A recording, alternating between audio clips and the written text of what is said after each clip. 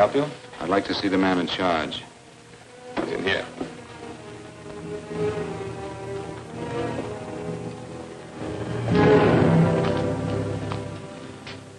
I want to report a murder. Sit down.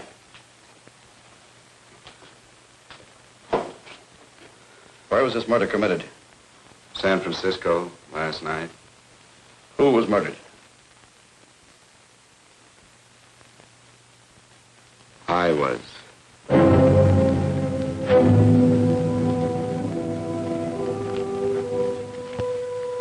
Well, do you want to hear me out or don't you, Captain? I don't have very much time. Your name Bigelow? Frank Bigelow? That's right. Answer the San Francisco APB. Send it direct to Inspector Bannon at Homicide. Tell him we found Frank Bigelow. Go ahead, Mr. Bigelow. Well, this involves some other people, Captain. A number of other people. You tell it any way you like. I live in a little town called Banning out on the desert.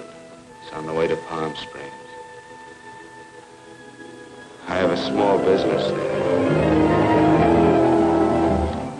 Paula? Yes, Mr. Bigelow. Give me a copy of Miss Hollis's 48 tax return, will you? Oh, you better get the 47, too. Yes, Mr. Bigelow.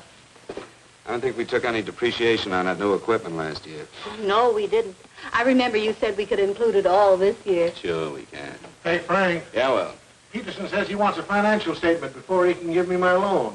Hello, Kitty. I will. Well, I'm leaving for San Francisco today, but I'll be back in about a week. I'll take care of it for you then. Sure is a scorcher, isn't it? Well, I've seen him worse. Well, have a nice time, Frank. Yeah, thanks, Will. Oh, why don't you come down to the place and let me give you another permanent? Makes your hair so much easier to manage in all this heat. I can't afford it right now. Maybe next month. Yeah, here it is. No, we didn't take it. Well, we can do it this year. You work it out any way you think best. Have a nice trip, Frank. Sure, Kitty. See you when I get back. Bon voyage. Why don't you come down anyway, Paula? We'll work out a deal on that permanent. Thanks. Maybe I will. Hello? Oh, hello, Mr. Hawkins. Just a moment. Do you want him to send your ticket over? No, I'll pick it up myself. No, never mind. Mr. Bigelow will pick it up at the station. Bye.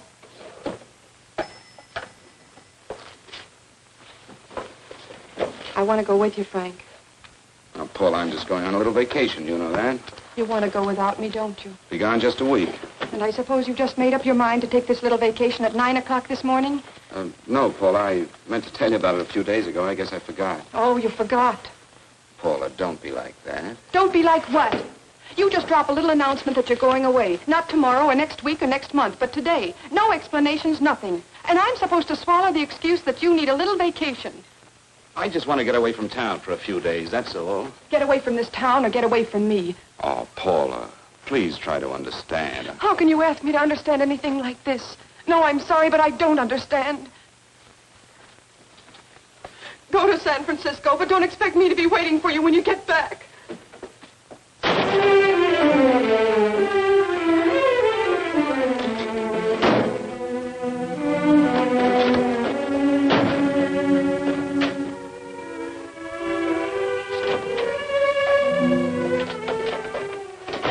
Paula, please, Paula. Come on, turn around, look.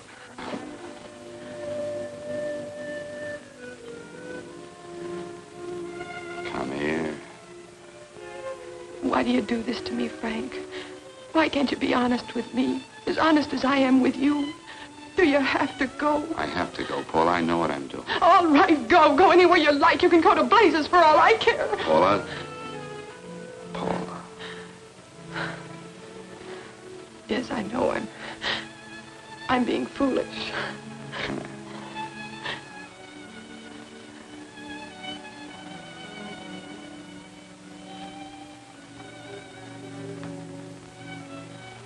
Come on, fix your face. We'll go down to Eddie's and have a drink. All right, why not?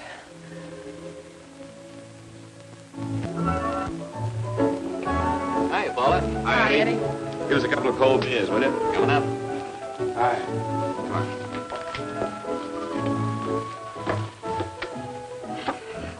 relief. This air conditioning feels good. I sure wish we had it in the office. It'd make working a pleasure. Well, if it stays this hot, don't bother going in the rest of the week. I win 2 races today. How many did you lose? And you would have to ask that. Kind of early for you two, ain't it? Too hot to work. That's what I like to hear.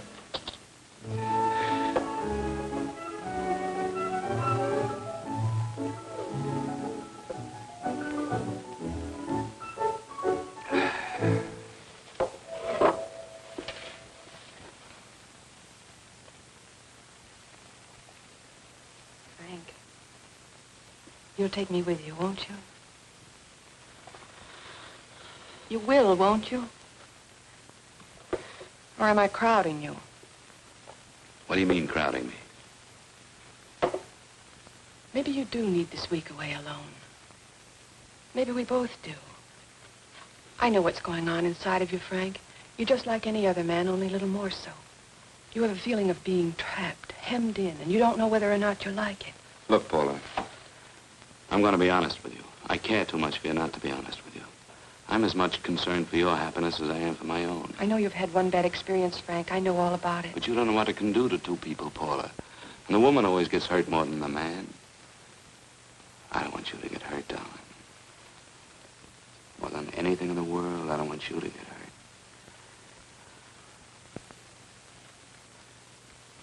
Want to hear some music? All right, Frank. Got a couple of nickels, Eddie? Yeah. This won't bother you, will it? Next result doesn't come in for half an hour.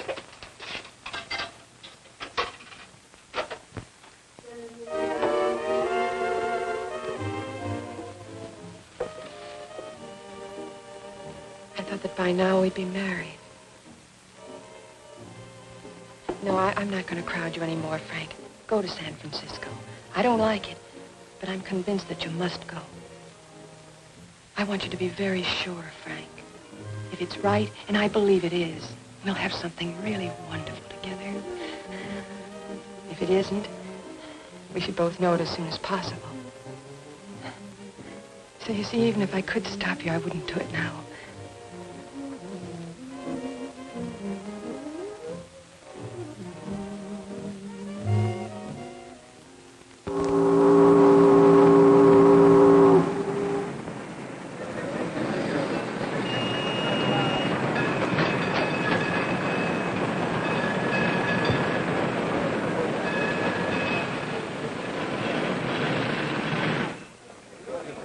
Yes, sir. My name is Bigelow. I have a reservation. Yes, sir.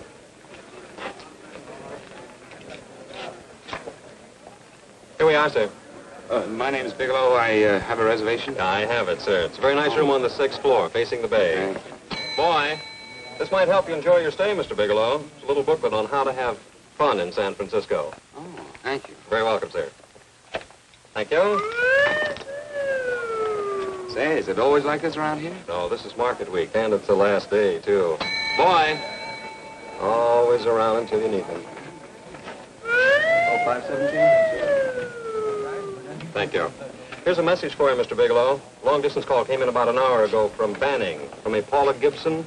Oh, thank you. Very welcome. Show Mr. Bigelow to 618. Right this way, Slide.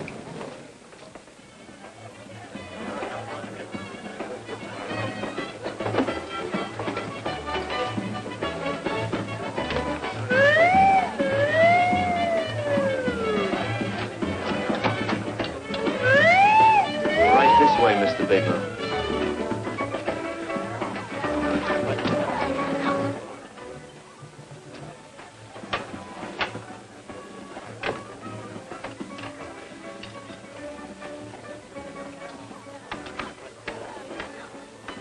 Is there anything else, Mr. Bigelow? Oh, yes, you can get me a dry Manhattan and a package of razor blades. Yes, sir. Thank you. Oh, and you can leave that door open. Hello, operator. I want to speak to Miss Paula Gibson in Banning, California. Yeah, that's right. No, I'll wait. Hello? Hello, Paula. Oh, hello, Frank. How was the trip? Fine, just fine. Having a miserable time, I hope. Well, I don't know. I just got in. What was that? Market week. The place is crawling with traveling salesmen. You know, Charlie Anderson found out that you went away and he asked me to go out with him. Oh, really? How did he make out? I'm considering it. Is that what you called to tell me? I'll have you know that this call is strictly business, Mr. Bigelow. Did a Mr. Phillips phone you? Eugene Phillips of Los Angeles. No. He will. He phoned the office 3 times today. Said that he wanted to get in touch with you immediately. He said it's most urgent and imperative that he reach you at once. What did he want? I don't know. But he sounded deep, dark, and mysterious and quite agitated about something.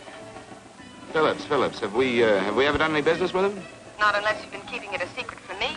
I looked through all the accounts. Why did you tell him you could reach me here? You know I'm supposed to be on vacation. So you told me. And so I told him, dear heart. But the gentleman didn't seem to respect your temperamental moods the way I do. He was very insistent that he speak to you before it's too late, as he put it. Well, tell him you tried to get in touch with me and I've changed my plans and you can't reach me.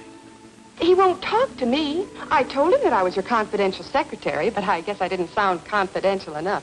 So I told him that he could reach you there this evening. Well, call him back. If it's as important as he says it is, he'll talk to you. Otherwise, he'll just have to wait until I get home. My, aren't we adamant this evening? All right, shall do. And Frank, Yeah? I don't quite know how to say this. Say what? But what I want to say is that there's nothing you can do that you ever have to feel guilty about. Oh. Sure. Thanks, Paula. I'll call you tomorrow. Right.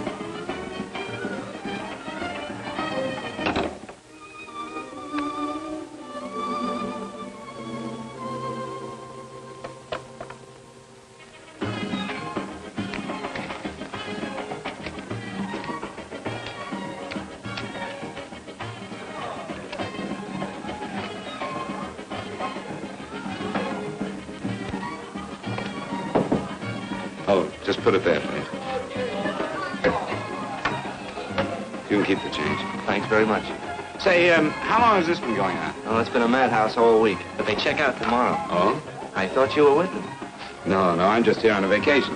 Why does everybody come to San Francisco and tear loose? Excuse me. Say, I'm awfully sorry to bother you, but would you mind if I use your telephone? No, go right ahead. I'm just across the hall here. One of the boys is using my phone, and he's been on it for a half hour. I just want to call downstairs. Yeah. Thank you. Room service, please. Hey, things really picked up the last few days, didn't they? You right up much business? Well, I'm not here on business. Oh, room service? It's Mr. Haskell in 617. Yes, that's right. Would you send up 3 more bottles of bourbon and 2 scotch? Yes, that's right. Oh, and some more ice, too. Yeah? All right, thank you. You here all alone? Yes, I just got in town. Well, why don't you join us for a drink? Well, I don't want to barge in on your party. Oh, nonsense. It's not a party. Just a few of the boys entertaining some buyers. You know, the usual thing. A few drinks and some laughs. It's no party. Come on. Well, Come on. All right. I know what it's like to be all alone in a strange city. I'm Sam Haskell. I'm Frank Bigelow. You think some of these guys never been away from home before? Yeah. Hey, quiet down a minute. Hey, will you quiet down a second? I want you to meet Frank Bigelow. Hello. All right. This is Jane Carlisle. Bill Welch. How are you, Mr. Wells? Glad to know you, Bigelow. Jane's the prettiest buyer in San Francisco. Oh, hey, I resent that. You don't think I believe him, Elaine? Well, he spreads that from coast to coast. Oh, gee. But it's good for my morale anyway. I'm George Cantwell. Glad to know you, Mr. Bigelow. Bigelow, yes. Right at much business? He's not here on business. Oh? Well, Well, why don't you get the man a drink before he dies of thirst? how about a little bourbon? Well, that's fine. Bourbon it is. Of course, Mr. Wallace. Yes, Mr. Wallace. But, Mr. Wallace, I'll need at least a week in Cleveland to visit all my accounts. I can't figure on being in Philadelphia until the 17th. Eddie, will you get off the phone? I want you to meet Frank Bigelow. How are you? That's his boss. He's been trying for an hour to get his expense account boosted. Yeah, the way this guy holds on to $1, you'd think they weren't printing them anymore. Yes, Mr. Wallace. I'm leaving here the first thing in the morning. Yes, sir. Oh, keep your hips loose, Harry, like this. Oh, yeah. How's he doing? Oh, there's nothing wrong with Harry's drummer. The 2 years ago, Arthur Murray's wouldn't shoot. Hey, now, wait a minute. I was doing all right there. This is Sue and Harry Brandis. Hello, good to sir. meet Glad you. How are you? Where'd you find her, Sam? On a dance marathon? Oh, perfect. Oh, Really? Oh, thanks. Say, I'll bet you could do the rumba.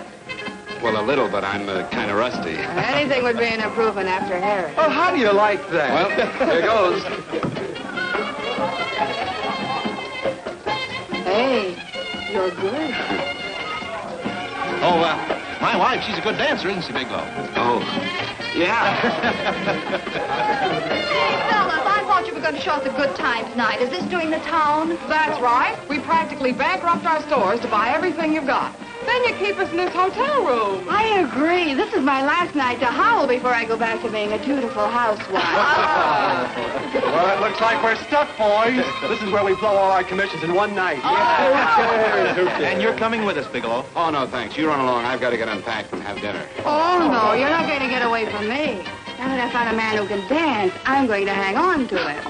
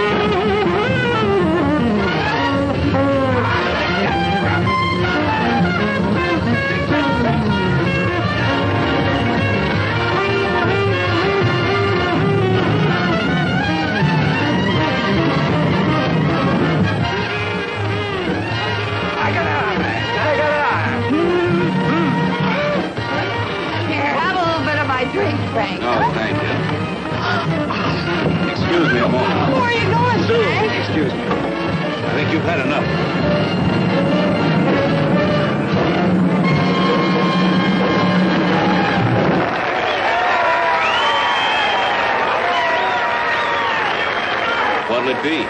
Bourbon and water, no ice. Nice, quiet place you got here. Wait till they hit the pitch in about an hour. That's when they really go out of their minds. Who's the blonde? Oh, she's one of the chicks that hangs around here. She's jive crazy. Come again? Oh, you ain't hip, pal. Jive crazy means that she goes for this stuff. Just between you and me, I don't get it either, but I gotta listen to it. They're all connoisseurs, music lovers. Me, I like Guy Lombardo. What's the matter with him? Oh, he's flipped. The music's driving him crazy. Calm down, Jack. Oh, don't buy me, man. I'm being light. Is the blonde alone? Oh, sure, society. She always comes in alone. Drives a big convertible, wears a mink coat, but knows everybody. But she always comes in alone. Thank you. I wanted to kiss you. I tried to. Give me another blast, Leo. When you. What's your story, Jeannie? Easy.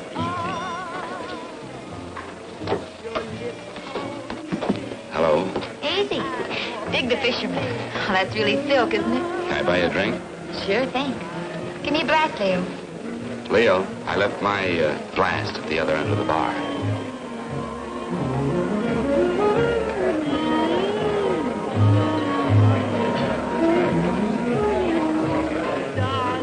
My name is Jeannie. What's yours? Frank? I've never seen you here before, Frank. Well, I've never been here before.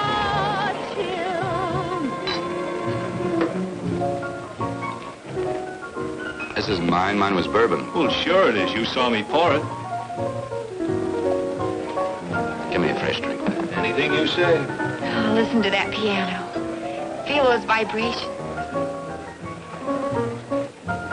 You don't get your kicks out of this, do you? I can live without it. Why do you stay here? I don't know. I bet I know. You're lonely in a big city. Why, you don't have to go into a routine with me. I like good company, too.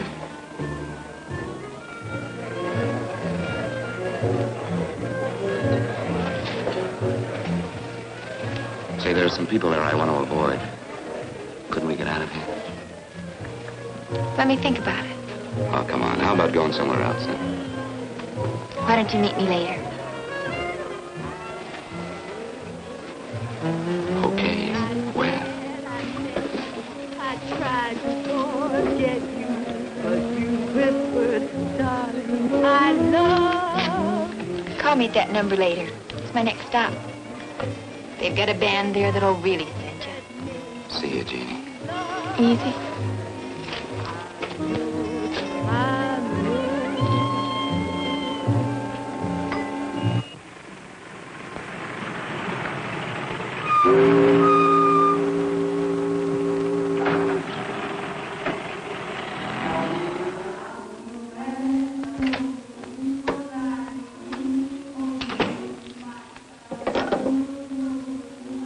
Never mind, operator.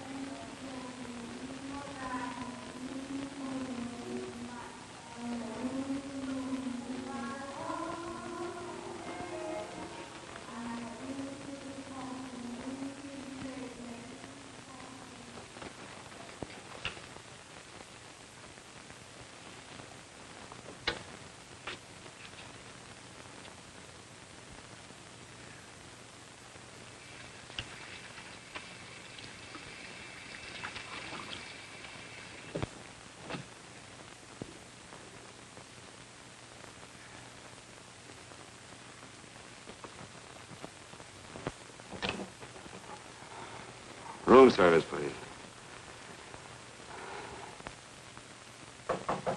Come in.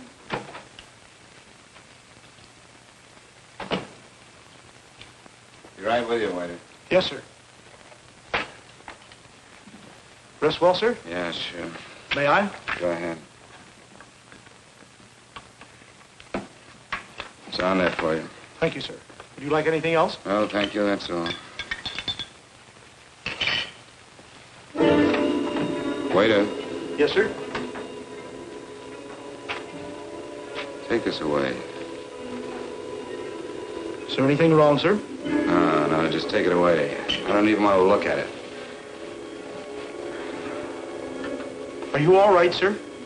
Yeah, sure. All right, I just had too big a night, I guess, that's all.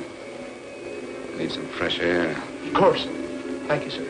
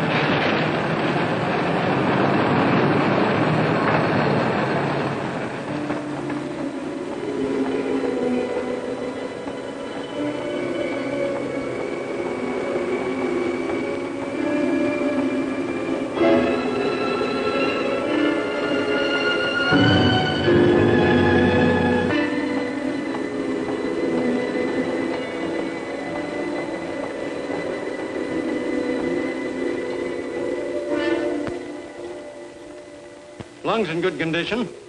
Blood pressure normal. Heart fine. Well, it's a good thing everybody isn't like you, Mr. Bigelow. Put us doctors out of business. I'm glad to hear it, Doctor. I was a little worried. Don't let a little bellyache worry you. Could be just a change of climate. Well, it isn't exactly an ache, Doctor. It's kind of hard to describe the feeling. Maybe it was the drinks I had last night. I might have mixed them too much, huh? Let's have another look at that throat. You may finish dressing now, Mr. Bigelow. I want to get the results of those tests we took. Thank you, Doctor.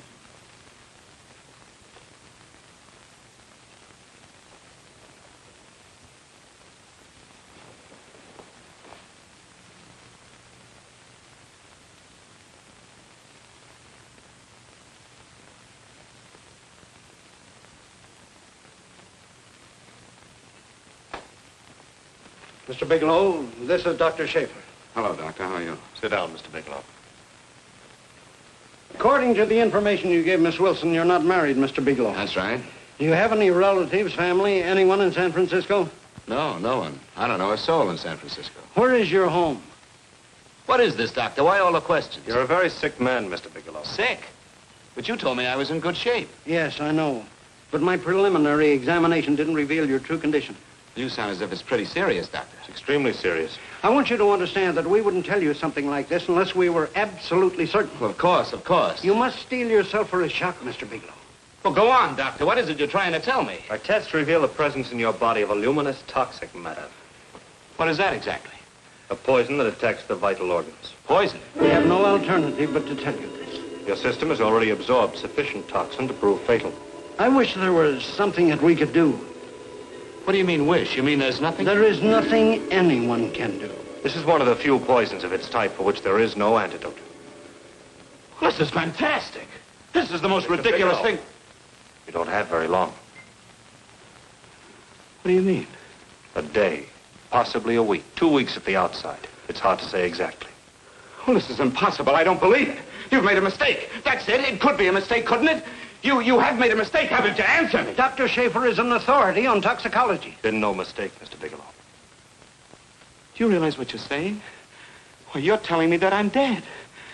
Do you think you can explain my life away in just a few words? Why, I don't even know who you are. Why should I believe you? You must calm yourself, Mr. Bigelow. We want to offer you every assistance that we... Assistance? Who wants your assistance? Who wants anything from you? You're nothing but a couple of phonies. Why, I think you're crazy. That's it. You're crazy. The both of you. You're crazy.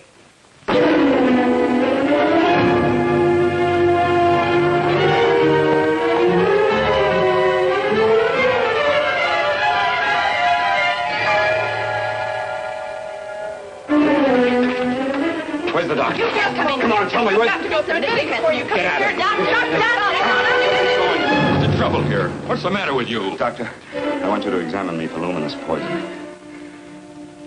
Come right in here.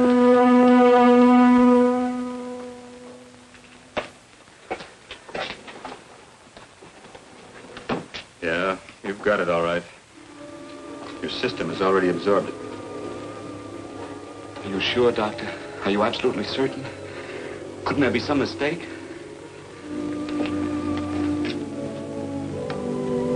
There it is. Toxin is actually luminous in the dark. Now there's no doubt about it, Bigelow. I don't feel sick. My stomach is just a little bit upset. Maybe it's not as bad as you think, Doctor. That's characteristic. With a heavy jolt, you go suddenly in a matter of hours. But if the stuff is taken in a lesser degree, you last a while, and then...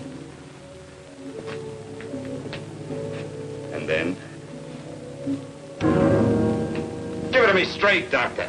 Well, a number of things are involved. The systemic condition of the individual, the amount consumed, exertion. Yes? You won't feel too badly for a while. Then it will happen suddenly. A day, 2 days, a week at the most.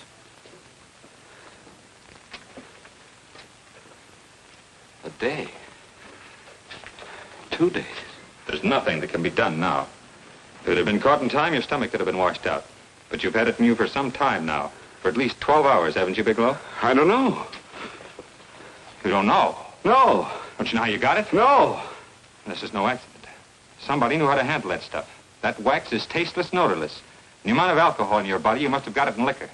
I was drinking last night. Arrange for your admission to the hospital immediately. Of course, I'll have to notify the police. This is a case for homicide. Homicide? I don't think you fully understand, Bigelow. You've been murdered.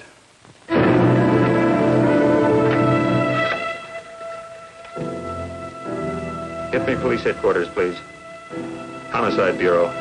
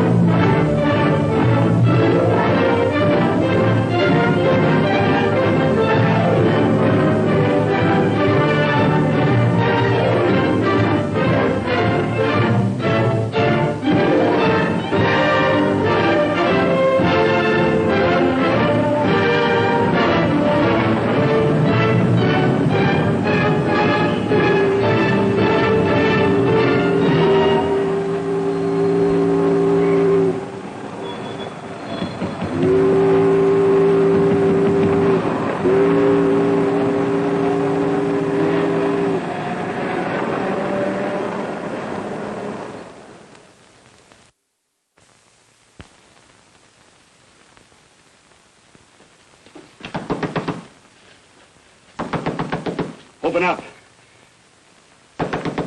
Open this door, I tell you. Open it up or I'll break it down. Where are those men? Where are those men who were here last night? I don't know. There are no men here. Please go away. Don't lie to me. Where are they? Mister, this lady just checked in. Those men aren't here no longer. They checked out the hotel early this morning. Checked out? Please go away. I'm sorry. I'm terribly sorry.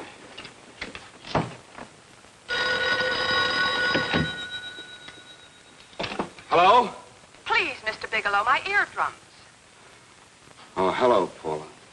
Your enthusiasm overwhelms me.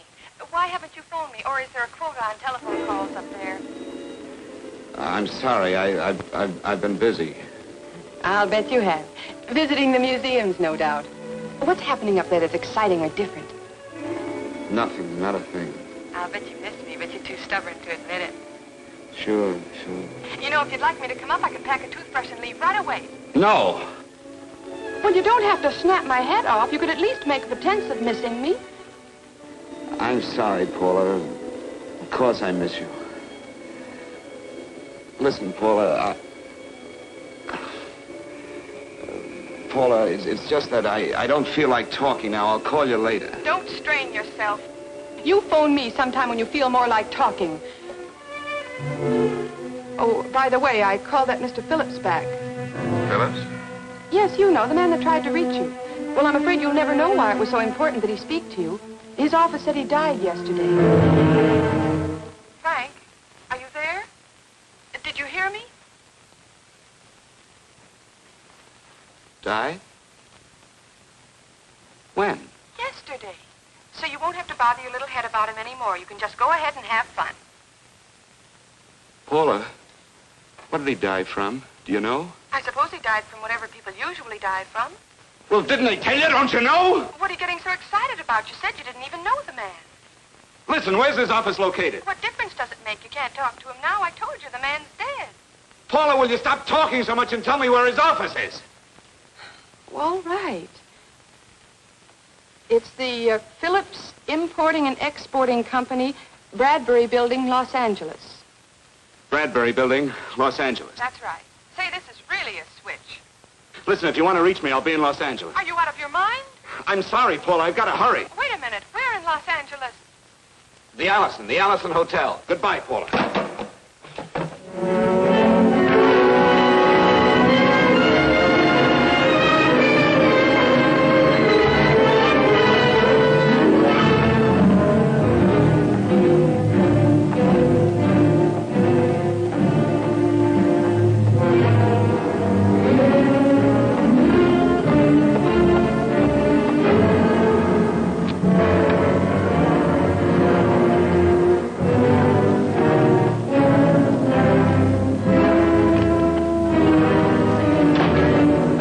Someone in charge here. What is it in regard Well, it's to? a personal matter. It's quite urgent.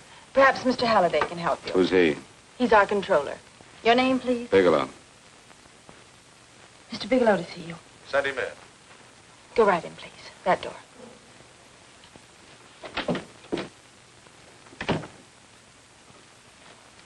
Mr. Bigelow? How are you, Mr. Halliday? What can I do for you? Well, Mr. Phillips phoned my office several times yesterday. I'd like to find out what it's all about. You know Mr. Phillips died yesterday? Yes, I know. Well, I don't understand. If he phoned you, didn't he tell you what it was about? Well, he didn't speak to me. I wasn't in my office at the time, and he wouldn't tell my secretary. Well, I'm afraid I can't be of much help, Mr. Bigelow. I've no idea why Mr. Phillips tried to reach you. I'm sorry you had to make the trip for nothing. How do you know I made a trip? I didn't say anything about making a trip. I merely said he phoned my office. My office could be here in Los Angeles. Miss Foster, Yes? didn't you mention something yesterday about Mr. Phillips speaking with Mr. Bigelow in San Francisco? I said that he had phoned Mr. Bigelow's office in Banning, but that Mr. Bigelow was staying at the St. Francis Hotel in San Francisco. I'm sorry you misunderstood me. Do you know why Mr. Phillips called? No, I don't. All right, thank you, Miss Foster. You can understand that we've been somewhat upset around here. Now, if you don't mind,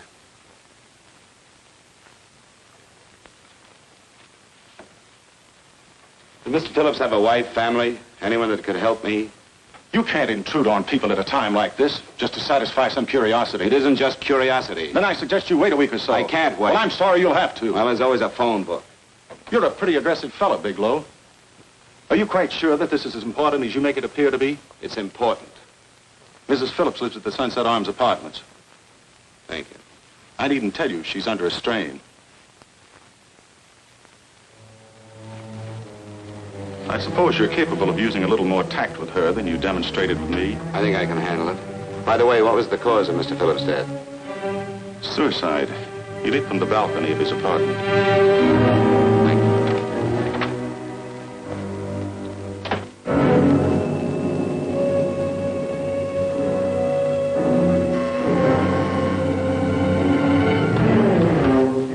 Come in, Mr. Bigelow.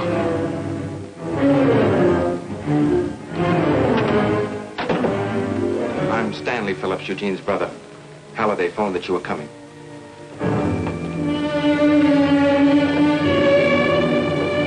This is my sister-in-law, Mrs. Phillips. I'll try to make this as brief as possible, Mrs. Phillips. I'm afraid I can't be of any help to you, Mr. Bigelow. I haven't the slightest idea why my husband wanted to speak to you. Well, I guess Halliday covered just about everything. Did your husband ever mention anything about me, Mrs. Phillips? Anything at all? No, I can't recall Eugene ever having mentioned your name.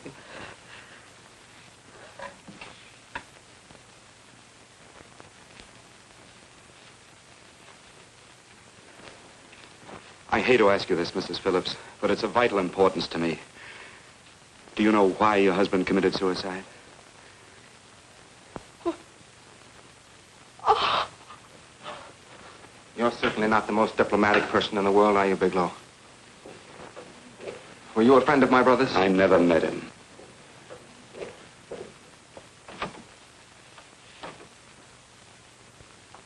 My brother was in a jam, a pretty bad jam.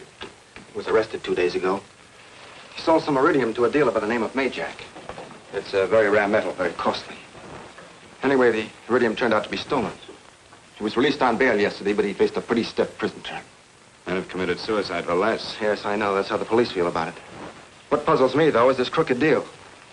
Knowing Eugene, you wouldn't say he's the type of man to be mixed up in anything like that, now would you? I told you I never met him. That's right, so you did. Now, what's this all got to do with you, Bigelow? I don't know. Let's come clean with each other, Bigelow. Surely you must have some idea why my brother was so desperate to contact you? I have no idea. That's odd. Then how could it be of such vital importance to you? You seem to know the answer to everything else. Maybe you know the answer to that one, too.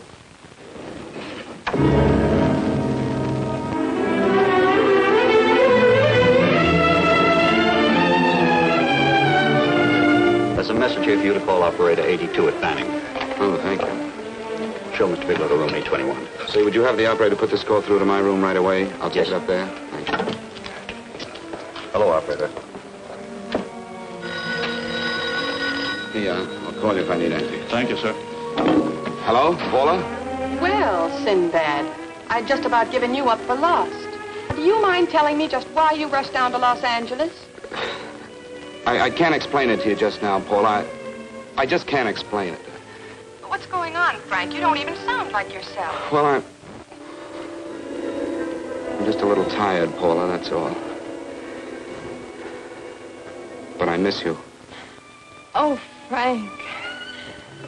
I can't tell you how good it is to hear you say that. And here I was worrying that I'd lost my charm. When are you coming home, Frank? Soon, Paula. I'll be home soon. I'll go right out and get myself a permanent so I'll be pretty when you see me. Hey, guess what? I found that Phillips name in your notarial ledger. Notarial ledger? Yes, of all places. I remember now I made the entry myself. You had notarized a paper one morning before I came to work. What kind of paper was it? A bill of sale for a George Reynolds made out to Eugene Phillips of Los Angeles. So you see, I was right. We hadn't done any business with Phillips, only indirectly. What was the bill of sale for? A shipment of iridium, whatever that is. Iridium? You mentioned at the time that this fellow Reynolds had made some kind of a deal in Palm Springs, and he stopped in your office early in the morning on his way north to have it notarized. Wait a minute. Wait a minute, George Reynolds. That was about 6 months ago, wasn't it? That's right, 6 months ago. Thanks, Paul. Oh, goodbye. Goodbye. Hello, operator. Get that number back for me.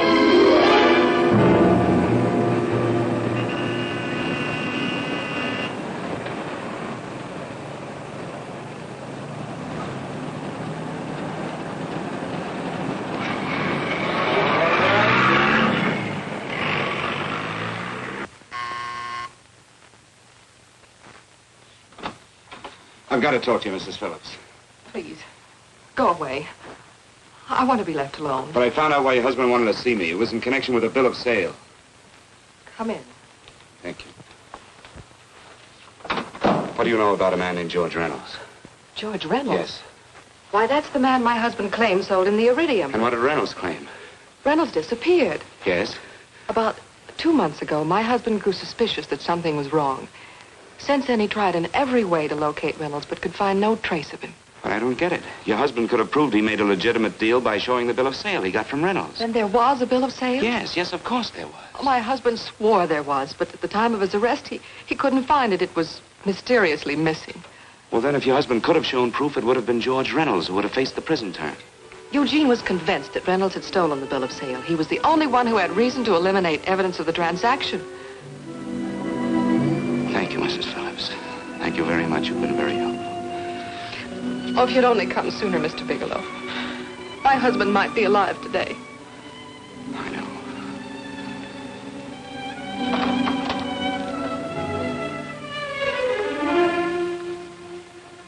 The only only thing that puzzles me, Miss Phillips, is that you haven't asked how I knew there was a bill of sale.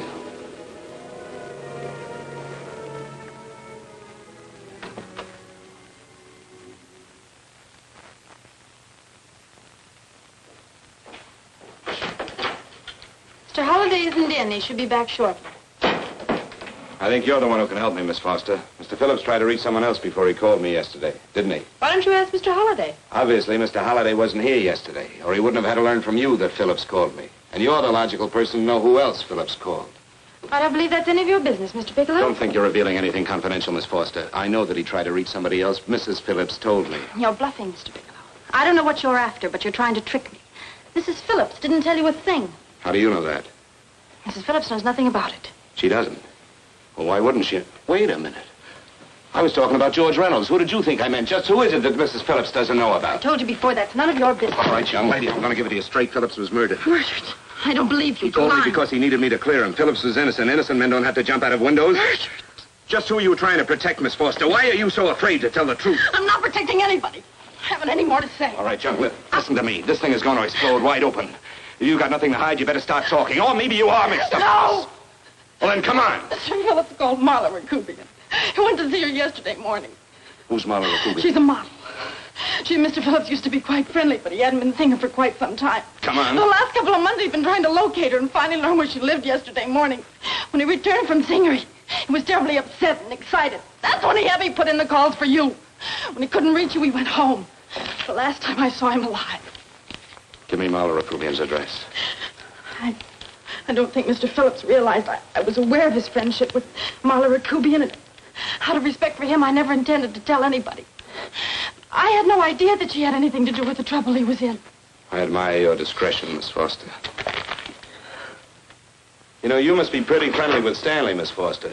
He knew how desperately his brother tried to reach me yesterday, and he wasn't even here at the time. And now you seem to know all about what happened in Mrs. Phillips' apartment.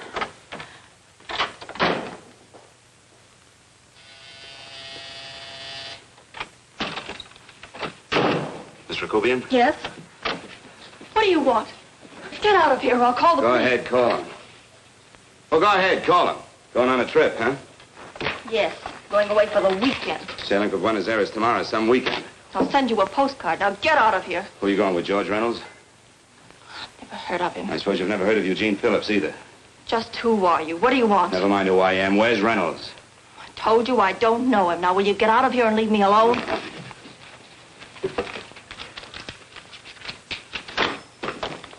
So you never heard of George Reynolds, huh? And don't try to tell me that this isn't him because I've seen him. If you think you can scare me, you're crazy. Look, I know that Phillips came here yesterday. And right after he left, he was pushed out of a six-story window. Pushed? Phillips committed suicide. Your playmate Reynolds murdered Phillips. Then he went up to San Francisco to get me. Because I knew about a certain bill of sale. I don't know what you're talking about. You're in this right up to your pretty little neck. I'm not mixed up in anything. Get your hands up. Drop that picture on the couch. Turn around. Don't get any ideas because I'm not afraid to use this. Give me your wallet.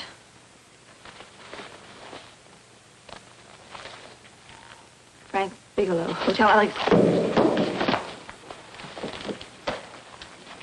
All right, now where's Reynolds? I don't know. I don't know where he is. Is that what you told Phillips yesterday? I told him exactly what I'm telling you. I haven't heard from him in months. Yeah? You're mighty careful of the picture of a man you haven't heard from in months. What does the Ray stand for? It was a pet name. Do you mind? Oh, sounds very cozy, Miss Rakubian. You and Reynolds call each other pet names while you make a sucker out of Phillips. Phillips made the deal because he wanted it. Yeah? I'll bet you weren't above using what it takes to help make him want it. Who's paying for this trip? I am. Really? A first-class trip to Buenos Aires on a model's salary. Don't make me laugh. Since you and Reynolds aren't seeing each other anymore, you don't mind if I keep this to you. If I were a man, I'd punch your dirty face in. You know, I really believe you would. Oh, I almost forgot. Your tickets. Don't be surprised if I'm there to see you off.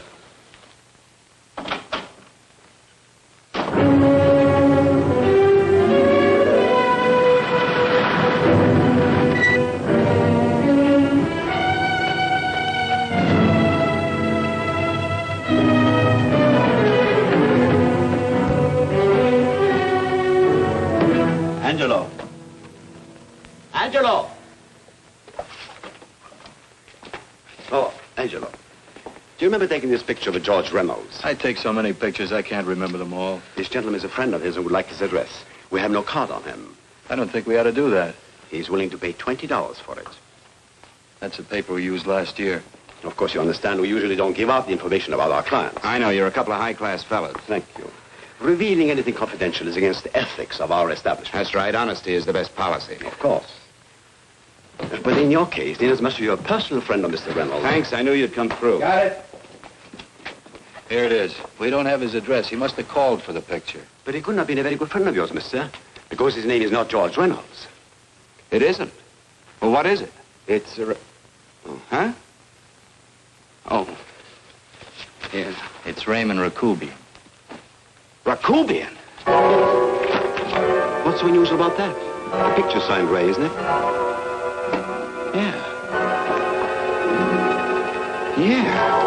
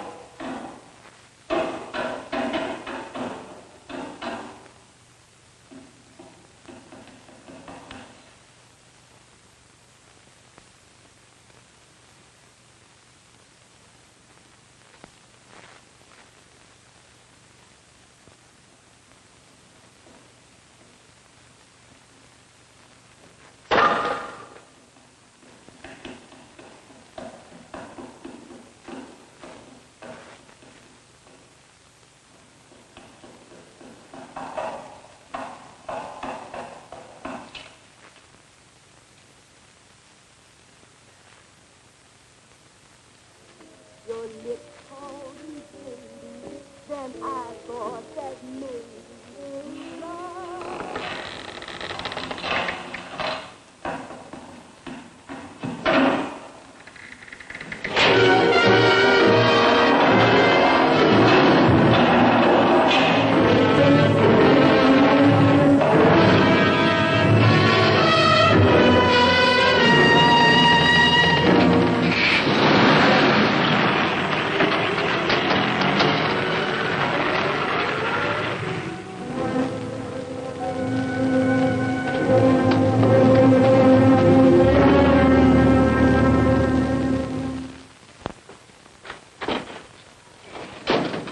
Bigelow, are you all right?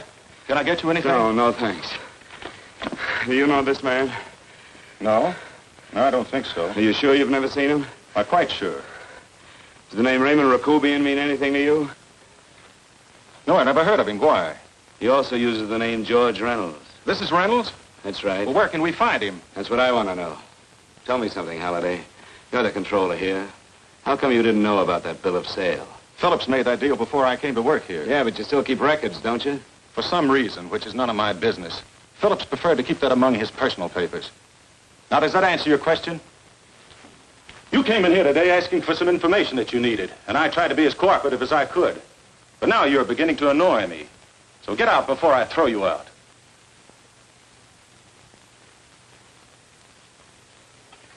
You know, you really frighten me.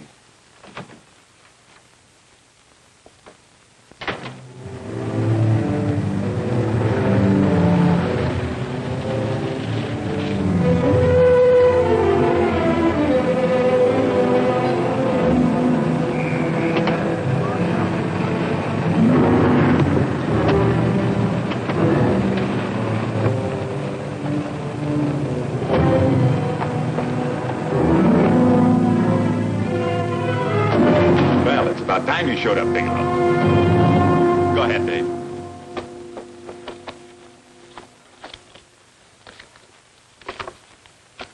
Real cute, ain't you, Bigelow? Just real cute. Paula didn't lose much time getting a hold of you guys, did she? Shut up. Let's go, Bigelow. Look at him. He can't take it. Soft in the belly. You do that again and I'll kick your face. Lay off, Chester. Cut it out. Shut up! Who asked you? Better let him answer. The clerk might know he's in. Go ahead, Bigelow.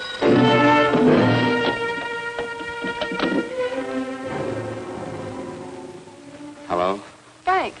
Frank, why did you hang up on me? I've been trying to get you for hours. I'm sorry, Paula. I was in a hurry. Well, don't be in such a hurry this time. You didn't give me a chance to finish what I had to say. What's the name? I wanted to tell you that McGowan was in hollering his head off because you didn't go over the books. Tell McGowan to get another auditor. Sure. Sure, I'll just do that little thing, and who's the best paying account we've got? Do as I tell you, Paula. Frank, are you drunk? Paula, how much we got in the bank? About $2,200? Draw it out tomorrow. Sure. Then what do? Skip town without paying our bills? Forget the bills. You know that coat you always wanted? Buy it. You are drunk. You know, if I didn't have such a good character, I'd be tempted to take advantage of your intoxicated state, Mr. Bigelow. I'm not drunk, Paula. Well, then don't tell me that one day away from me can affect you this way. Cut it short. Paula, Yes? I'm sorry I left you. I never realized how much I love you. But I know it now.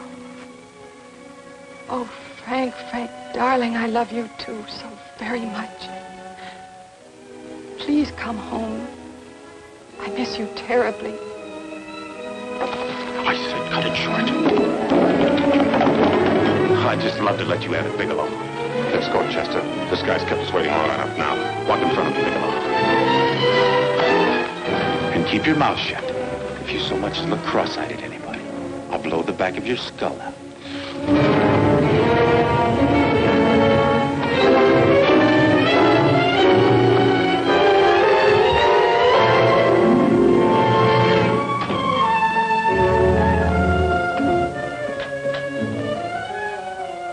Bigelow's real cute.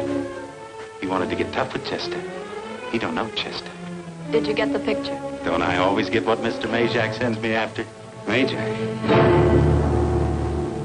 That's right. I'm the dealer who bought the iridium from Phillips. I get it. You have Rakubian unload stolen stuff on Phillips with the help of Marla here, and then you buy it back from him. Oh, you certainly made a sucker out of Phillips.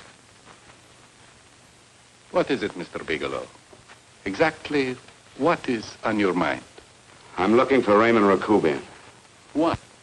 Well, now, Marla here has told you everything else. I'm sure she must have told you that, too. You don't expect me to believe this conversation. So, what is on your mind? I mean, underneath. You forced your way into my affairs, and now I want to know why. I just told you. I'm looking for Raymond Rakubian. Don't get cute. I'm just itching to work you over. Soft in the belly. Can't take it. See what I tell you?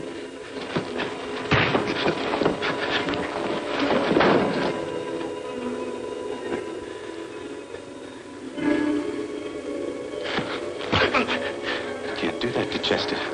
I'm gonna blow your guts out. Easy. Lay off, Chester, not now. Look at him. He's so scared of Chester, he'd talk now. He's not afraid, Chester. You can tell from a man's eyes when he is afraid. Look at his eyes.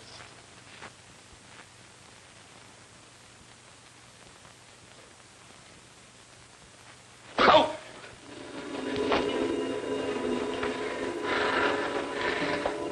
I'm telling you, Majak, you better keep him away from me or he's really going to have to use that gun. Go away, Chester, please. Do what I tell you, my boy. Please. And help Dave.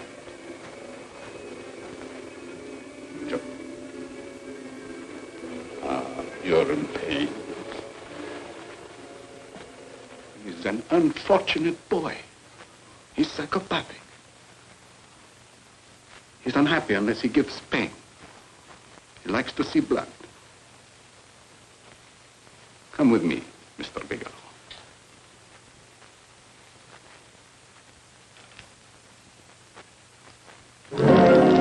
Raymond Rakubian was my nephew.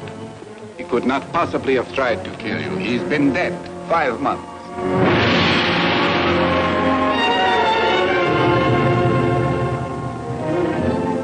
I'm afraid you have been sidetracked. Provided it is true that somebody made an attempt on your life. Somebody made an attempt again today. I had no reason to kill you, believe me. What do you mean you had no reason? I notarized a certain bill of sale. You notarized the bill of sale for Reynolds, not Rakubian. Now, what I told you was true. I had no reason to kill you. That's a closet, Mr. Bigelow. And under other circumstances, you could go home now. But now you present a problem. You know too much, and I am in danger. Chester! Suppose I were able to prove to you that I only want to find the person who tried to kill me. And I won't cause you any trouble. You know I can go to jail for 10 years for this little business. 10 years. At my age, that's my life. That means my entire life. With my life, I do not take chances. I am sorry, believe me. You want Joe to go with you? No. Just Bigelow and me. And baby Mace, too. But Major...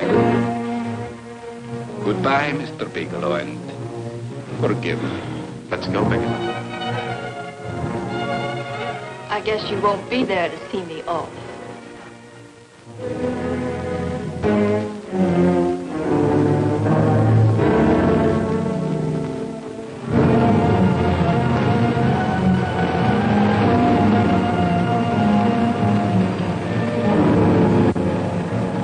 You tried to make a boob out of me in front of Major. You shouldn't have done that, Bigelow. I don't like that. I'm going to enjoy this, Bigelow. I've done jobs like this before. I knocked off guys I could like. But I don't like you, Bigelow. I never liked that puss of yours from the minute I seen it. Yeah. I'm going to enjoy this.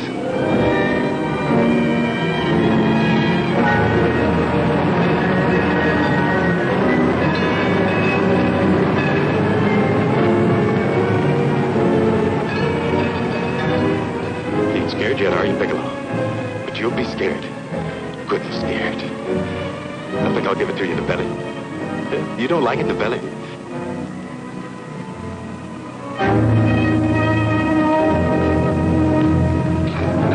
Good. Try it. I'd just love you to try it, Bigelow. Why don't you try it? Go ahead.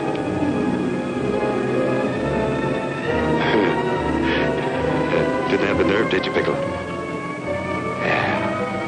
I think I'll give it to you right in the belly.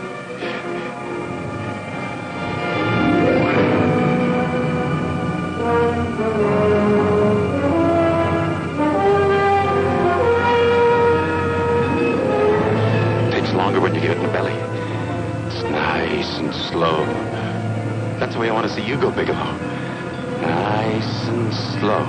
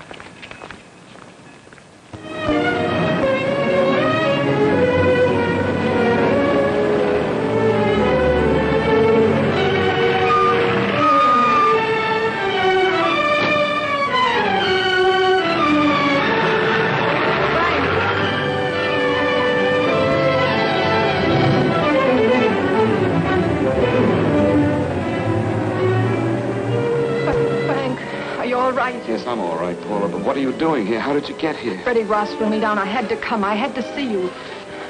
You shouldn't have come, Paula. You shouldn't have. What is it, Frank? You're in some kind of trouble. I know it. Look at you. You're a sight. Your clothes look as if you've slept in them.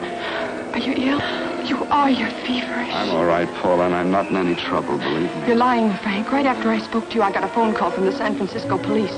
They asked if I knew where you were. You didn't tell them anything, did you? Of course not. It was the homicide detective that called. What is it, Frank? If you're in any kind of trouble, you certainly can trust me. Look, I'm not in any trouble with the police, Paula, believe me. But you can't stay here. You've got to go back to Banning right away. No, I won't go, Frank. I won't. I'm staying here with you. Paula, it's better that you go back, believe me. Why? What's this all about? What have you got to do with this Phillips and Reynolds? Phillips was murdered. What could that possibly have to do with you? All you did was notarize a paper. You've notarized hundreds of papers. I know. All I did was notarize one little paper out of hundreds. Frank, you frighten me. You don't even act like yourself. I know that you're in trouble, that something is wrong, that you're in serious trouble. You frighten me, Frank. Oh, don't be frightened, Paula. Don't ever be frightened of anything again. Will you promise me that? I love you so much, darling. More than you seem able to understand. Oh. I never really knew happiness until I loved you. Sometimes when I used to be afraid that you weren't sure how you felt, I tried to hold back, but I couldn't. Losing you would have been losing everything. There would have been nothing left. Don't, Paula, don't. Now I'm afraid again. Somehow I feel that I'm going to lose you, but there's nothing I can do about it. I feel so helpless. You're leaving me out of something. Tell me, Frank, what is it? Give me a chance to fight back. Just give me a chance, please. You do love me, don't you? Oh, yes, Paula, I love you. I never was more certain of anything in my life. I wasn't sure before. I was a little blind, I guess, but believe me, I'm sure now. Can you understand that, Paula? I understand. A man can be like that, Paula. Something has to happen. It can be a big thing or a little thing, but it can make him realize how much someone means to him, how much he really loves her. Oh, and I love you, Paula. More than I ever thought it possible to love anyone in the world, I love you. Then why won't you tell me about this trouble you're in? Why won't you try to let me help you? You can't help me, Paula. You don't want my help. Oh, Paula, there's nothing you can do. Will you believe me? So will you please go home, please? No, Frank. I won't go. I know you're in trouble. I can't leave you like this. All right, Paula, look, wait for me in the lobby of the hotel, and I'll be back for you soon, I promise. You promise? You're yes, sure? Paula, I promise. Is that a new outfit? Yes. Oh, it's beautiful.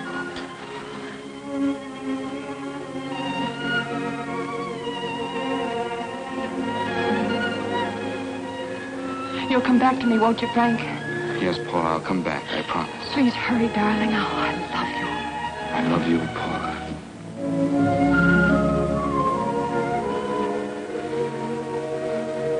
Goodbye, Paula.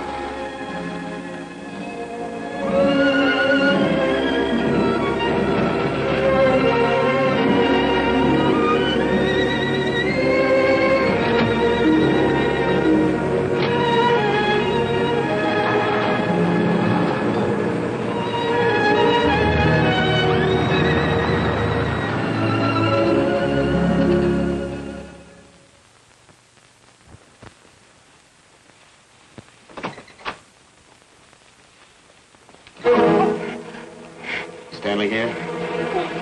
You sure? All right, get in there. Now get Stanley on the phone. Tell him to come over here right away. Use any excuse you want. What are you going to do? What was Stanley going to do when he used me for a clay pigeon today? I don't know what you're talking about. Don't act innocent with me. I fell for that once. I don't know what you mean. I told you everything you wanted to know this morning. Yeah, you told me just enough so I'd get sidetracked and wouldn't know that Stanley was the one I was after. Stanley? Oh, no.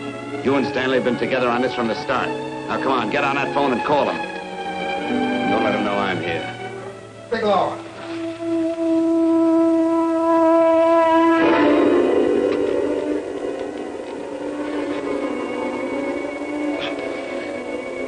You've been sidetracked, all right. But it was the poor bereaved little widow who did it. We're supposed to have found this letter this afternoon. It's in my brother's desk at the office. It's postmarked 2 years ago.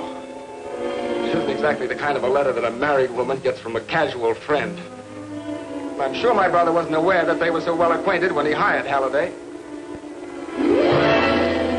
What's the matter with him? He has all right since dinner. Where did he have dinner? At Mrs. Phillips' apartment. Halliday was there, too, and Stanley confronted them with that letter. Did you have anything to drink? Yes, why? How long ago? Half an hour ago, just before I came here. Miss Foster, get on the phone, call the emergency hospital. Have them get an ambulance over here right away. What? Tell them to prepare a stomach wash for luminous poisoning. Luminous poisoning? Come on, do what I tell you. You may still have a chance to save his life. Go on.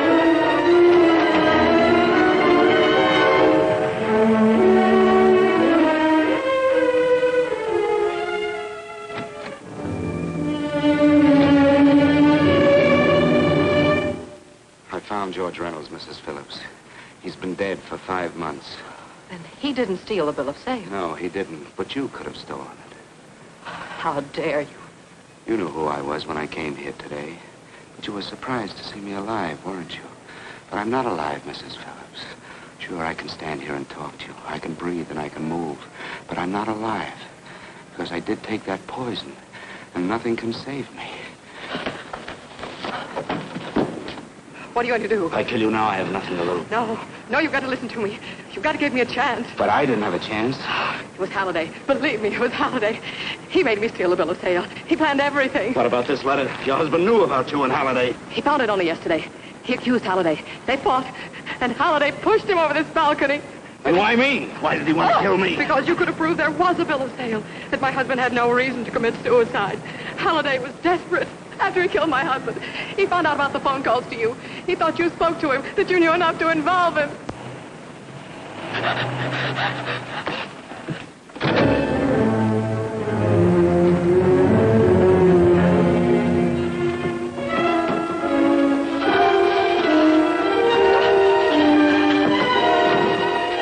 Where's Halliday? Where is he? He's in the office. This time you don't warn him.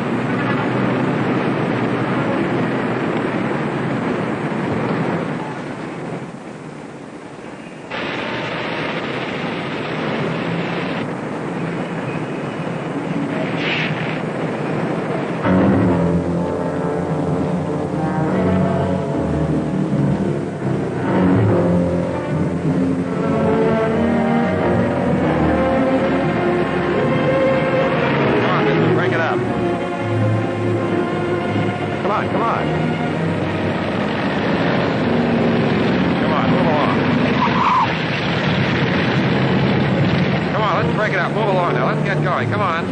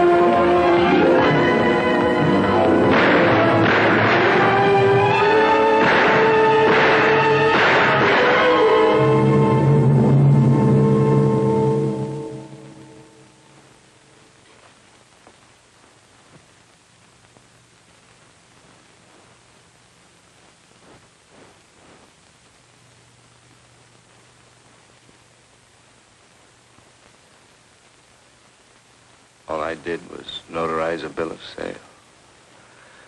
But that piece of paper could have proven that Phillips didn't commit suicide. He was murdered. And that's why Halliday poisoned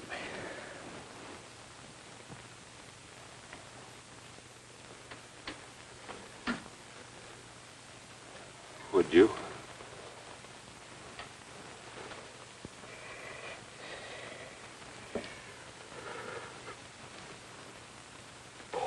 Paula.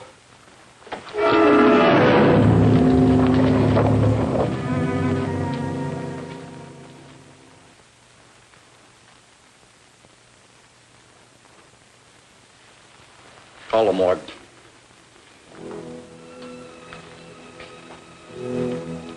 Johnson, you go to the Allison Hotel, find Paula Gibson. Don't tell her anything. I'll break it to her.